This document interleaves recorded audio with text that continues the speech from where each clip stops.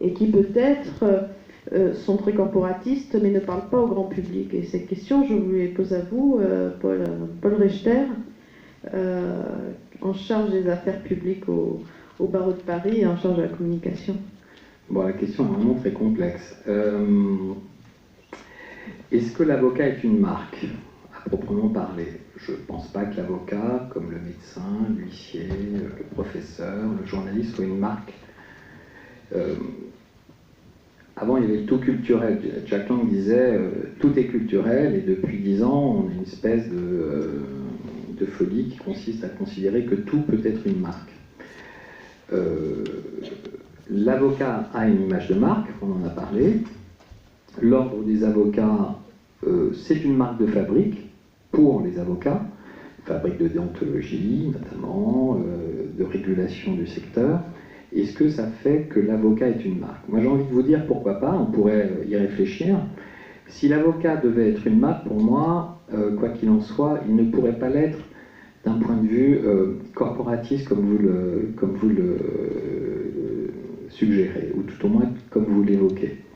Je ne sais pas si vous vous souvenez d'une publicité, pour ceux qui sont nés comme moi il y a fort longtemps, mais qui était extrêmement intéressante et qui a, pour un certain nombre de sociologues, été assez révélatrice. C'est une marque qui s'appelle Vigor. Est-ce que vous vous souvenez de Vigor, qui était une marque de produits ménagers? Alors, je vais vous raconter cette pub. Donc, vous aviez un énorme bidon qui, d'un seul coup, rétrécissait pour devenir un bidon ménager. Et le slogan, c'était « Vigor, la puissance industrielle au service de vos sols ». Qu'est-ce que nous disait ce slogan? Il nous disait qu'au final, l'aspiration des gens à la puissance, on va dire, industrielle, pouvait être accessible à tous. Donc j'ai envie de dire que si l'avocat demain doit être une marque, et si on essaie de faire un parallèle peut-être un peu audacieux, ça consisterait finalement à considérer que l'avocat, il met la force et la puissance du droit au service de l'utilité et du besoin de sécurité au quotidien que les gens peuvent avoir. Et je pense que l'avocat, à ce titre, devient donc une espèce de médiateur du droit. Il met la force, la complexité, la puissance du droit au service, effectivement, de la compréhension et de l'utilisation par l'ensemble des citoyens de ce droit. Ça, c'est le premier point. Le deuxième point, on en a parlé, mais tu ne m'as pas amené sur le sujet, en me disant, mais c'est quoi finalement la promesse de marque des avocats? Alors là, on est vraiment dans le discours marketeux. Moi, j'ai été pendant 6 ans chez Publicis, et donc j'ai réfléchi à beaucoup de stratégies de marque, plutôt des stratégies de marque commerciale. Mais finalement, une promesse de marque, c'est quoi? C'est l'invitation qu'une marque fait à ses utilisateurs, que ce soit des consommateurs ou tout autre, à entrer dans un univers un peu fantasmagorique. En gros, je vous permets d'entrer dans l'univers à travers les publicités que je fais, qui vont vous permettre d'acquérir un certain statut. Alors, on va prendre un exemple, je suis désolé pour mon collègue de Microsoft, mais je vais prendre l'exemple d'Apple. Quand Apple a décidé de lancer sa grande offensive de reconquête du marché, il a fait appel à donc une agence qui a introduit ce qu'on appelle la méthode dite disruptive, qui consiste à complètement casser tous les codes d'une marque, en l'occurrence une marque informatique, pour essayer de trouver une autre promesse de marque originale. Et l'exemple d'Apple est très intéressant, et vous allez comprendre le rapport que je veux établir avec l'avocat. C'est que finalement, Apple a compris que acheter un téléphone portable ou acheter un ordinateur, ce n'était pas s'équiper simplement. C'était penser différemment. Think different. Pourquoi? Parce que Apple, le premier, a compris qu'en acquérant une marque, on acquiert une dimension statutaire qui vous donne une image dans la société ou dans votre communauté. Pareil avec Orange. Moi, j'ai travaillé sur la stratégie de repositionnement d'Orange après, malheureusement, la série de suicides auxquels Orange a été confronté. Et on a décidé de promouvoir une signature de marque qui était très audacieuse, qui était « La vie change avec Orange ». La promesse de marque d'Orange, c'était « Orange, en fait, va vous accompagner dans cette nouvelle vie digitale dont vous pouvez craindre finalement qu'elle ne soit pas pour vous, qui est complexe, mais à travers toutes les innovations technologiques et à travers la qualité des services proposés, nous allons être là encore vos médiateurs dans cet univers auquel nous vous invitons. C'est la raison pour laquelle, pour répondre à ta question, je pense que l'avocat, et l'ordre peut y contribuer, doit être ce médiateur qui invite finalement le citoyen à pouvoir entrer dans ce monde de droit dont il se sent peut-être exclu, puisque, soyons clairs, aujourd'hui, les citoyens ressentent davantage un sentiment d'insécurité, insécurité économique, sociale, physique, et que du coup, ils ont besoin de réassurance, et cette réassurance, c'est le droit qui peut les y amener. Le droit au logement, le droit à la consommation, etc., etc. Donc, je pense que, je suis un peu long, mais l'avocat, effectivement, peut contenir une forme de promesse de marque qui est donc d'amener les gens vers le droit. Alors, est-ce que l'ordre des avocats peut y contribuer? Quand je suis arrivé à l'ordre des avocats, on m'a dit, tu vas voir, l'ordre des avocats, c'est puissant, c'est influent. Donc, je me suis dit, finalement, moi j'avais passé quelques années au MEDEF, enfin à l'époque ça s'appelait le CNPF, je me vieillis un peu, et donc je me suis dit finalement, tel qu'on me le présente, l'ordre des avocats, bah, c'est une marque professionnelle, mais c'est aussi une marque politique.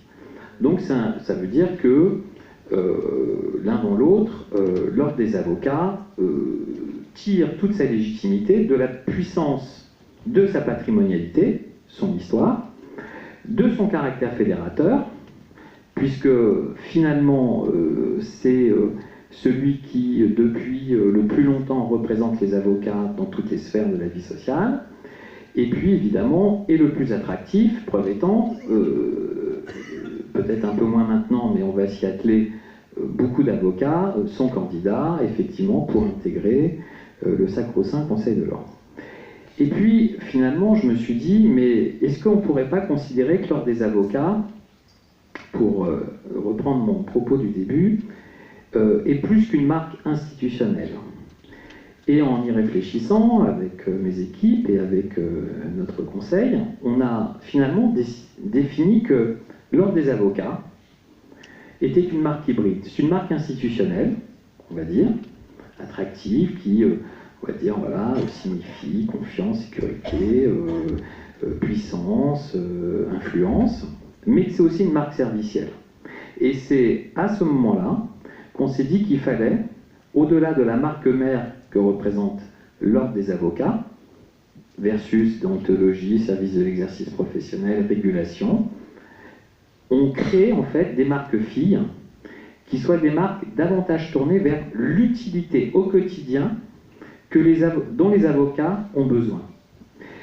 Pourquoi? Parce que le caractère fédératif d'une organisation professionnelle, que ce soit un parti politique, un syndicat, ou une chambre de commerce, ou une organisation, une fédération professionnelle, aujourd'hui, ne vaut que si elle apporte une utilité palpable, concrète, à ceux qui en sont membres. Donc l'ordre des avocats ne peut pas prétendre rester une marque statutaire comme il l'a été depuis des décennies s'il ne complète pas son architecture de marques qui sont beaucoup plus ancrées dans la réalité. La réalité, c'est quoi? Donc c'est effectivement l'utilité que l'ordre des avocats peut avoir pour les cabinets, et Laurent, tu es où Laurent? Tu es là. Le fait avec le barreau entrepreneurial, finalement l'ordre des avocats, à terme, c'est créer, gérer, développer son cabinet grâce au barreau entrepreneurial. On va donc créer une marque entrepreneuriale. Deuxième composante de la marque servicielle que l'on veut instituer au sein de l'ordre, c'est l'innovation. comment on fait en sorte que l'ordre des avocats puisse, et là je me tourne vers Jean-Georges, l'ordre des avocats puisse accompagner les cabinets d'avocats dans leurs besoins de modernisation, et notamment dans les grandes transformations digitales qui vont complètement impacter effectivement dans leur façon de faire du conseil. Donc, une marque entrepreneuriale, une marque innovation. Mais ça ne suffit pas. Et j'en conclurai là, pour ne pas dépasser, c'est que pour que l'avocat soit reconnu dans la société, au-delà de l'utilité qu'il peut avoir dans le quotidien de chaque Français qui ont cette aspiration au droit, il faut qu'il ait une utilité qui soit sociale. Donc nous avons décidé de créer une marque solidarité. Parce que l'ordre des avocats, pour être fédératif, il ne veut pas être fédératif uniquement de ces 30 000 avocats qui cotisent chaque année pour avoir une responsabilité civile et pour qu'ils le représentent. Il doit avoir aussi une utilité sociale pour l'ensemble des Français. Je l'ai expliqué tout à l'heure, à travers son rôle de médiateur, mais aussi de par la citoyenneté de ses actions. C'est pourquoi nous avons décidé de mettre en place en fait une réflexion, un fil rouge, qui regrouperait toutes les initiatives que nous faisons et qui ne sont pas suffisamment connues et qui du coup pourraient contribuer à l'amélioration de l'image de l'avocat, derrière son bureau gagnant beaucoup d'argent, qui est le bus de la solidarité, des consultations juridiques chaque semaine, l'accès au droit pour les plus démunis, l'antenne des mineurs, mais aussi effectivement avocats en danger et avocats dans la cité.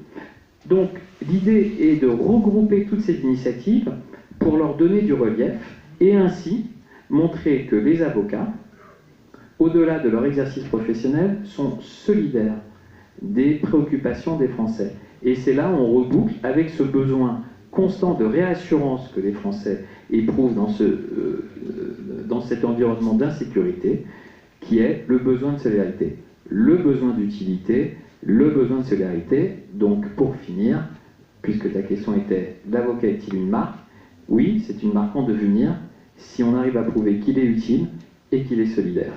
Voilà.